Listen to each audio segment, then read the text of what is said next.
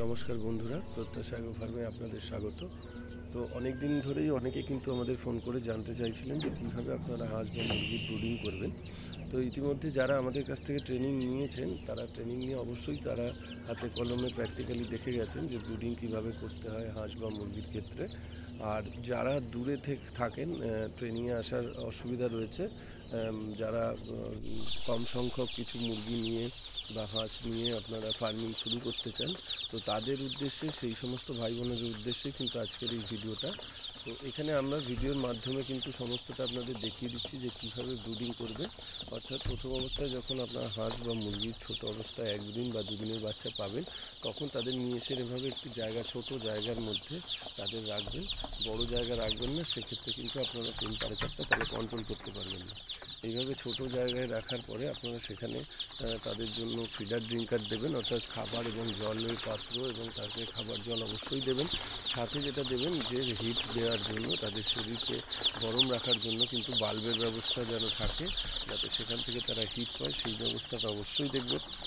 আর খাবার এবং জল যেন সবসময় থাকে। তবে হাঁসের ক্ষেত্রে, হাঁসের ব্রুডিংয়ের ক্ষেত্রে কিন্তু জল আপনারা সবসময় দিয়ে রাখবেন না, কারণ আপনারা জানেন কিন্তু হাঁস তো জলচর প্রাণী, সেহেতু জল দ্বারা তারা খুব আকৃষ্ট হয়।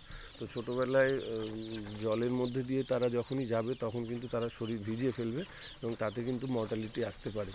তো এই ছোটোবেলাতে কিন্তু জল কিন্তু হাঁসের মৃত্যুর কারণ হতে পারে, যার জন্য হাঁসের ব্রুডিংয়ের ক্ষেত্রে কিন্তু আপনারা জল সবসময় দিয়ে রাখবেন না, মাঝে মধ্যে জল দেবেন। আর মুরগির ক্ষেত্রে দিয়ে রাখতে পারেন, অসুবিধার কিছু নেই। এবং দেখবেন, এখানে দেখুন হাঁসকে কিভাবে আমরা ব্রুডিং করেছি সেগুলোও দেখাচ্ছি। তো এখানে কিন্তু এইভাবেই লাইট দেবেন এবং ছোট ছোট জায়গা করে নেবেন, জায়গাটা ভাগ করে নেবেন। যদি সেক্ষেত্রে আপনারা 500 বা 400 হাঁস বা মুরগির খোলেন, তাহলে আপনারা 100 বা 150 করে করে এইভাবে ছোট ছোট করে ভাগ করে নেবেন। তাতে কী হবে, তাদের উপর চাপ আসবে না এবং সবাই কিন্তু খাবার এবং জলটা কিন্তু পর্যাপ্ত পরিমাণে পাবে।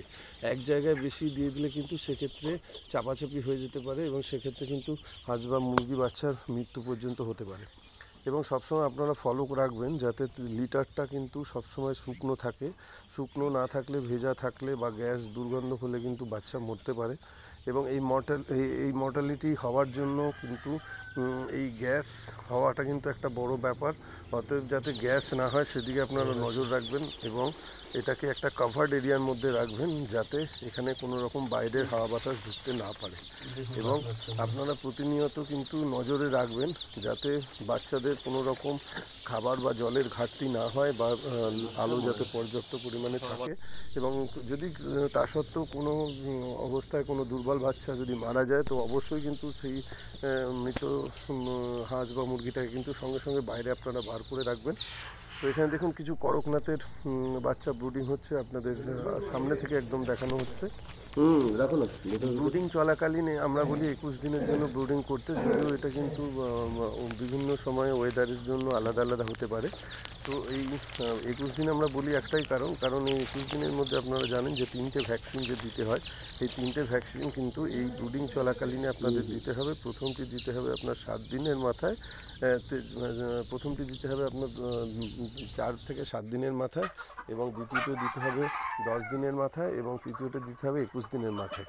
তো এইভাবে যদি আপনারা দিতে পারেন, তাহলে কিন্তু বাচ্চা খুব ভালো থাকবে এবং দেখুন এরকম বড় হয়ে যাবে। এবং বড় হলে কিন্তু আপনারা কিন্তু সেক্ষেত্রে বড় একটা জায়গার উপর এইভাবে ছেড়ে দেবেন এবং খাবার এবং জলের ব্যবস্থা রাখবেন।